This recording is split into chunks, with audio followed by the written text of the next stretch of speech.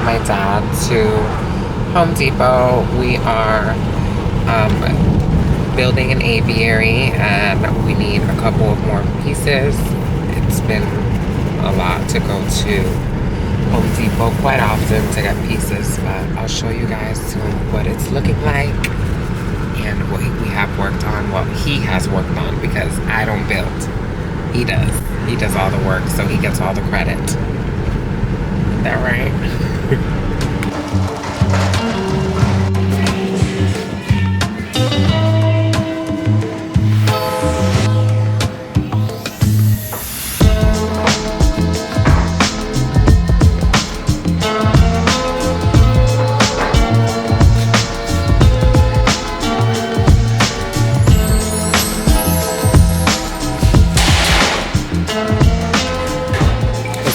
Money invested into this aviary.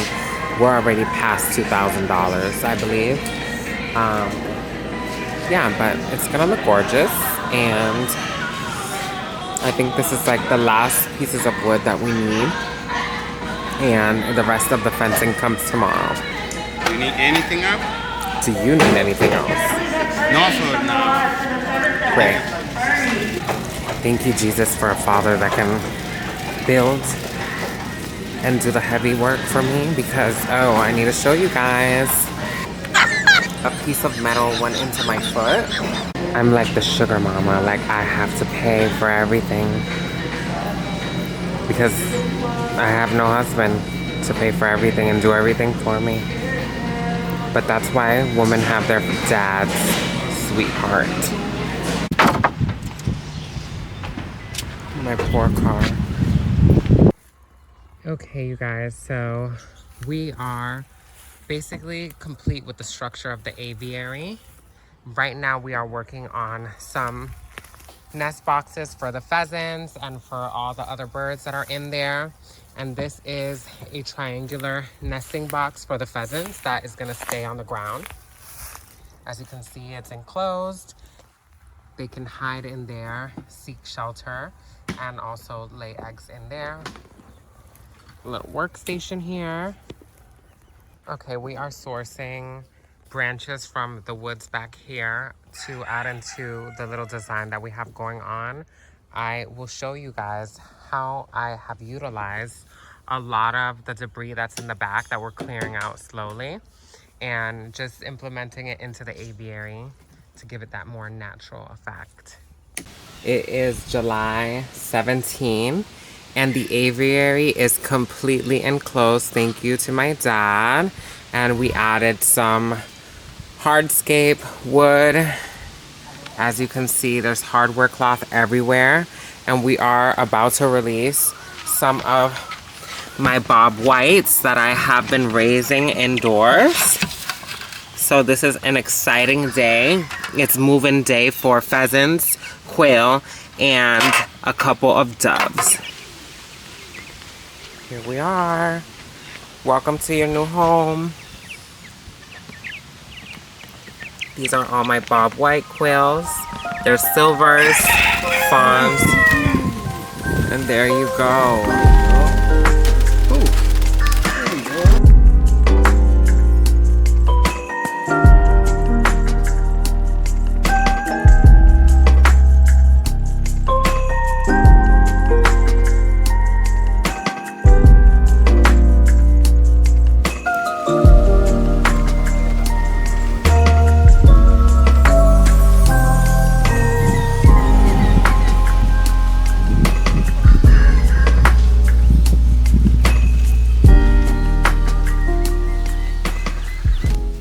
Today is July 30th, and I am going to get ready to show you the aviary now that it is all set up and mostly planted.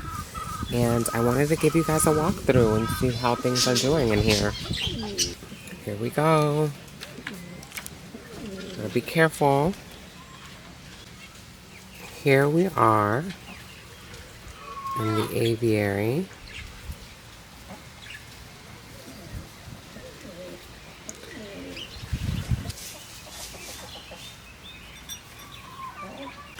When we first come in, we see that there are a bunch of logs and sticks that I sourced from the woods in the back of my property, planted them into the ground. That way they can serve as perches for a lot of the animals that are in here, as well as on top. This enclosure is 20 feet by 12 feet, and there are a few species in here of birds. In the first log, there are some of my ringneck doves. This is a silkied ringneck dove. You can see that silky pattern. They're just like silky chickens. And there's nests all over here that they can rest, get in. I'm not sure if they'll use this to breed, but ringneck doves are persistent with having babies, so we'll see where it goes and how safe it is on that level. If not, I will move it. I have a variety of plants in here that are alive and are safe for the birds that are in here. And this is a bamboo, a clumping one that is non-invasive. There's perches everywhere, as you can see. And the chicken run is directly this way. So you can see that they have a view of the chickens there. You can hear I have some zebra finches, pied male, very beautiful.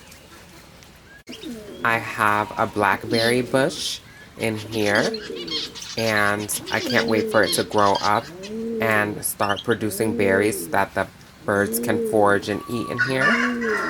This is a dogwood that I recently purchased on the discount aisle at Lowe's, and I have it in a 5-gallon bucket just rehydrating before I plant it in the aviary. I already have one of these planted in there, and now I'll be planting another. I love this chartreuse color, and I know this is deciduous, that it will drop its leaves in the winter, but it will leave behind a nice fiery red stem and give winter interest. But I'm looking for things that are friendly for the aviary, that are evergreen, but I need to be careful what I put in there. And on this post, there is a pigeon that is trying to nest in here. And this is my Grogero pigeon. They are a pigeon developed, I believe, in Spain. And they have a huge crop, as you can see. And it's been 2 years and I have not been able to produce a chick from them. So I moved them into the aviary to see if they would enjoy being in here. And she clearly does, and hopefully we will get some chicks. But here he is. She is very overprotective of her nest. This is the male. You can see his crop is very big. So I have a pair of Grogeros in here, and I really want to work with that breed of pigeon. The special ones in here to me are my beautiful Swinho pheasants that I recently acquired. That is the male on the left-hand side, and this is the female. You can see the eyes starting to develop in the pattern of her back. So I'm very excited to see these Swinho pheasants really color up. They are still a few months old.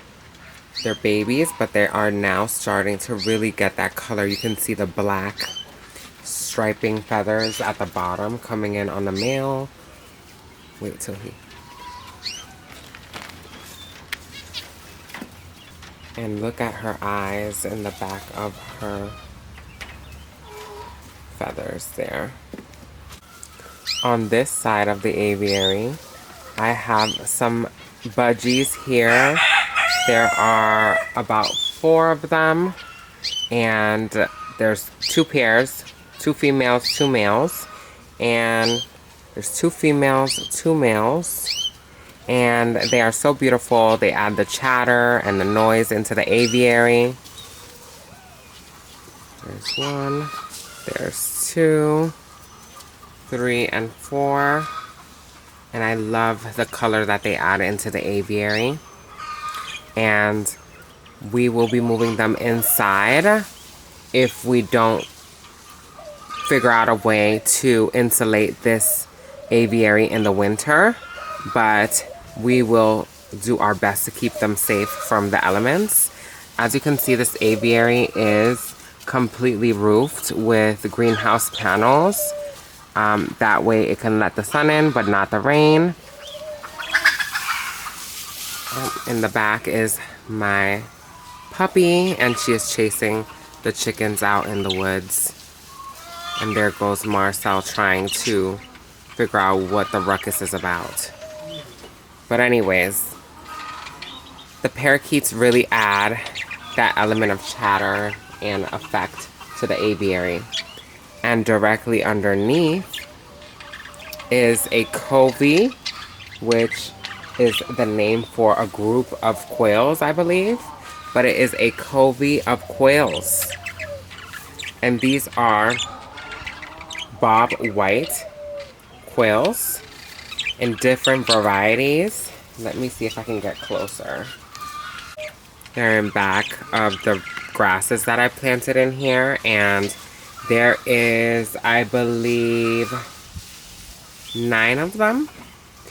There are 3 silvers, 2 buffs, and 2 snowflake varieties. So, very beautiful. They are taking their little afternoon nap. Right in front of me is one of my other ringnecks. There, I forgot to mention that there are 3 ringnecks here. There's another ringneck there. And there are just pieces of wood everywhere and vines, and hopefully these plants will grow up and get really big in here and overtake this aviary. I'm going for like a natural look. As you can see, it's pretty big, and there's things everywhere on the outside. Please excuse, because we are still kind of working on nest boxes and whatnot. But there is nest boxes scattered everywhere around here, hanging. They're using them. And on this side, there are about 4 or 5 canaries, and these are canaries that I've had in the house, and I bring them outside into some flight pens, and I decided to put them in here because why not? They can live their best life in the summer here.